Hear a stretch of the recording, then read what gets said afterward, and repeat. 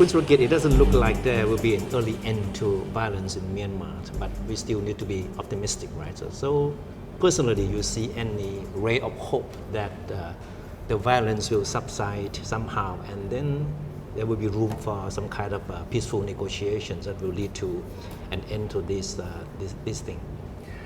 In my view, violence will not subside if ASEAN doesn't do anything. So I think that ASEAN and diplomacy should be given a chance to play an important role. I think that ASEAN can play a very important role. Our principle of ASEAN centrality has to be implemented. We are the center for cooperation, and we have to be a center for conflict resolution to resolve problems in our region. I hope that ASEAN leaders would be able to meet and to see how we can support Myanmar. First of all, I think ASEAN leaders would have to express clear message that we cannot tolerate violence. We cannot tolerate gross and systematic violation of basic human rights.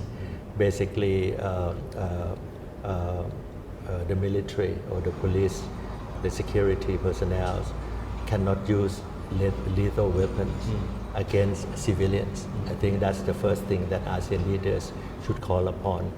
But ASEAN way is to stick to non-interference. Does it still work in this case? What's your take on this principle?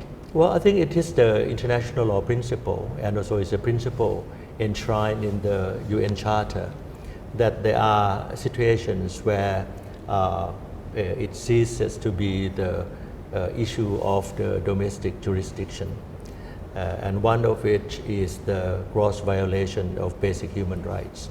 So the gross violation of basic human rights make it not the issue of domestic concern, not the issue of within the domestic jurisdiction, but of international concern, but of regional concern. So when you have this issue of police using real weapons, lethal weapons, and so on and so forth, it's already outside the principle or the agreement or the policy or the practice rather of non-interference in domestic jurisdiction. It is the issue of regional concern. So I think that we have to understand the meaning of the non-interference to domestic affairs. And in fact, I just would like to point out that the ASEAN Chair Statement issued on February 1st already call upon Myanmar to respect the principle enshrined in the ASEAN Charter, i.e. Principle of democracy, human rights and basic freedom. And in stating these principles, you are already interfering in the domestic affairs of Myanmar, because the coup d'etat or the taken over of the administration happened on the 1st of February. It's already contrary to the principle of democracy, the retaining of the arrest of the leaders of democracy is already against the human rights and fundamental freedom. The shuttle diplomacy being played by Indonesia is exactly something that many people say that is what Thailand should be doing. Or do you think that Thailand should be happy with the role of a quiet diplomacy and then leave the rest of ASEAN countries to play that role in the open? I think Thailand can pick and choose what role fits us best. If Indonesia has already taken initiative of the shuttle diplomacy, I think we already did the right thing in supporting that shuttle diplomacy by receiving Foreign Minister of Indonesia and inviting Foreign Minister of Myanmar to come to Thailand and have a trilateral talk. So although we did not do the shuttle diplomacy ourselves, but we have supported the shuttle diplomacy role. So the role can be initiated by anyone who has a just about right personality, environment that can be accepted. I'm sure that if it is a foreign minister of another country, which I will not name names, coming to Thailand, Myanmar foreign minister will not come.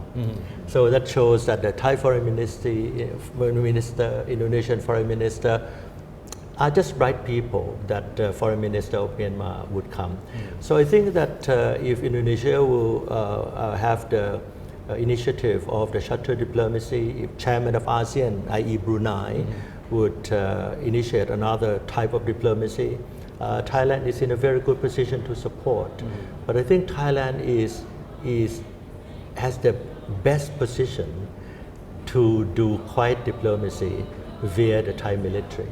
I think the Thai military is very suitable to work on the quiet diplomacy in order to convince Myanmar military to come to the negotiating table. Thai military may not be able to convince Aung San Suu Kyi. You may have to find someone else. That's why I said that ASEAN may have to come up with EPG, perhaps eminent persons group, a person with regional stature, regional statesman, 2 or 3 plus representative of the Thai military, go into Myanmar quietly, talking to the Tatmadaw and also to Aung San Suu Kyi, and convince them to come to the negotiating table.